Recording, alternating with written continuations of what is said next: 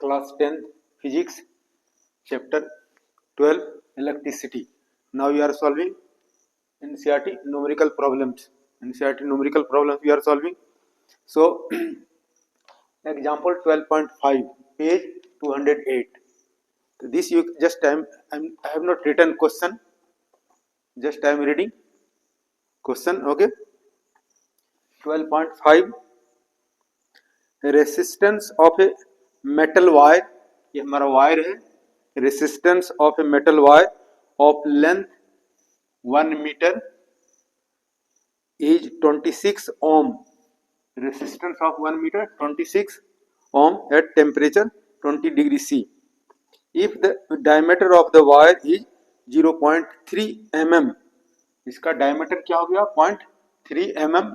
इसको कन्वर्ट कर दिया मीटर में, multiplied into 10 to the power minus 3, 3/10 यानी आ जाएगा 10 to the power minus 4. ये डायमीटर हो गया. What will be the resistivity of the metal at the temperature? Resistivity. What will be resistivity? The resistivity and predict the material of the wire. और कौन सा material है, कौन सा wire है, किस मटेरियल का. Now just try to understand. अब देखो ये रेसिस्टिविटी फाइंड आउट करना है और ये area of cross section is equal to क्या होता है पाई स्क्वायर. ये वायर है, वायर का ये एरिया ऑफ क्रॉस सेक्शन क्या हो गया pi square. You have read. और आर इज इक्वल टू क्या होता है d/2. तो पाई आर के प्लेस पे d/2 whole square. So here pi d²/4. अब फॉर्मूला पढ़ा है rho is equal to R is equal to rho L/A. Then this rho is equal to RA/L. R और ए के प्लेस पे we can put pi d²/4. A के place पे पाई d²/4 यानी 4L हो गया. अब वैल्यू यू कैन पुट. ये आर के प्लेस पे क्या है 26 और ये पाई है, पाई के प्लेस पे 22/7 और 3.14 और डी के प्लेस पे क्या है 3 × 10 to the power minus 4 whole square और ये 4L के प्लेस पे 1 मीटर. तो this you can cancel. Okay 2 से इस तरह से, ये 2 से भी इसको कैंसिल कर सकते हो इस तरह से. अब यहाँ क्या हो गया 9 और स्क्वायर है 9 और 10 to the power minus 8. अब इसको सिंप्लीफाई करने के बाद क्या हो जाएगा rho is equal to 1.84 × 10 to the power minus 6 ohm metre. अब कहता है पेरियोडिक टेबल. अभी टेबल दिया हुआ कांस्टेंट का रेसिस्टिविटी का. टेबल में देखो ये किस मटेरियल का रेसिस्टिविटी है. ये रेसिस्टिविटी क्या होगा मैग्नीज का ये रेसिस्टिविटी है. In this way we can solve this question. We can see other questions also. Now you can see question example 12.6 page 209. Question you can see ये wire of given material of length L. एक wire है जिसका length क्या है L है और area of cross section A है. Area of cross section A has resistance of 4 ohm. अब इस वायर का रेसिस्टेंस क्या है 4 ओम. अब दूसरा क्या है another wire of same material. What would be the resistance of another wire of the same material having length. अब इसका लेंथ क्या होगा हाफ कर दिया गया, सेम मटेरियल है. L डैश क्या हो गया L/2 और this an area of cross section 2A हो गया. नहीं इसका लेंथ है, इसको क्या किया और इसका लेंथ हाफ कर दिया और इसका एरिया ऑफ क्रॉस सेक्शन हो गया twice. Then you have to find out what will be the resistance of this another wire. इसका तब फॉर्मूला पढ़ा है R is equal to rho L/A. इस सेम मटेरियल है तो रो क्या होगा सेम होगा. या R dash is equal to क्या होगा रो सेम मटेरियल है तो rho will be the same और L के प्लेस पर क्या होगा L डैश और A के प्लेस पर A dash. So now rho L dash के प्लेस पर we can put this value L/2 और A डैश के प्लेस पर 2A. इसको क्या कर सकते हो ये 2 क्या हो जाएगा 1/4 रो एंड L/A. अब ये इसके लिए क्या लिख सकते हैं R लिख सकते हैं. इसके लिए R लिख सकते हैं तो 1/4 और ये R का वैल्यू कितना है 4 ओम है. तो ये कर दिया तो एक कैंसिल कर दोगे क्या हो जाएगा 1 ohm. R dash is equal to क्या होगा 1 ohm. In this way you can solve this question.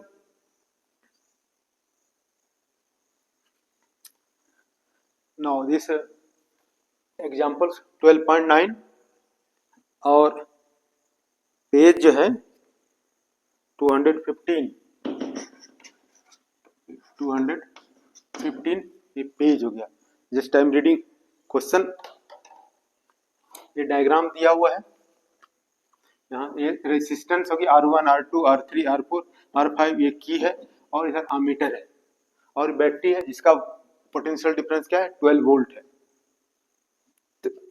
You have to find out total resistance or total current, how much current is flowing. Just I am reading question. If in figure R1 is equal to 10 ohm, R1 is equal to 10 ohm, R2 is equal to 40 ohm, R3 is equal to 30 ohm, R4 20 ohm, R5 60 ohm और potential difference क्या है 12 volt. 12 volt battery is connected to an arrangement. Calculate the total resistance in the circuit. There are two questions. First question, total resistance what, and total current flowing in the circuit. So this you have to find out. अब देखो ये हमारा first total resistance, ये दोनों क्या है parallel में. तो पैरेलल का फॉर्मूला मालूम हो 1/R12 इज इक्वल टू क्या होगा 1/R1 plus 1/R2 1 is equal to 1/R1 कितना है 10 ओम प्लस R2 क्या है 40 ओम. एलसीएम क्या हो गया 40 और यहाँ क्या होगा 4 प्लस 1 5/40 और यानी 1/8. सो ये R12 कितना होगा 8 ओम. यानी ये दोनों का रेसिस्टेंस जो पैरेलल में है by formula you can find out equivalent resistance is 8 ओम. ये तीनों क्या है पैरेलल में है.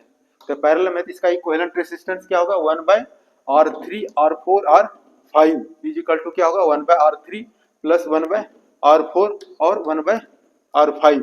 अब वैल्यू पुट कर सकते हैं. R3 कितना हो गया 30 ओम प्लस 1/R4 R4 20 ओम और R5 60 ओम. एलसीएम क्या होगा 60.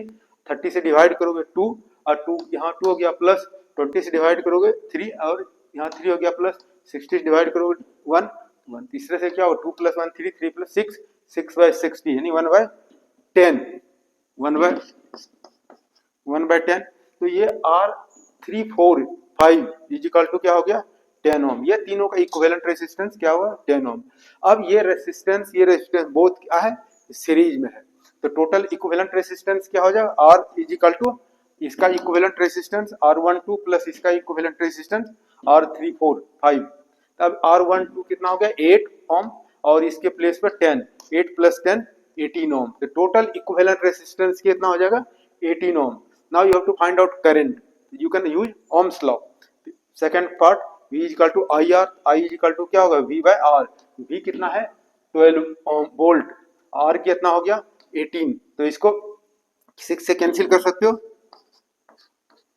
तो कितना होगा 2/3 और 2 को डिवाइड कर दो 3 से क्या होगा 0.67 एम्पियर. इस तरह से you can find out two things total resistance and also how much total current is flowing.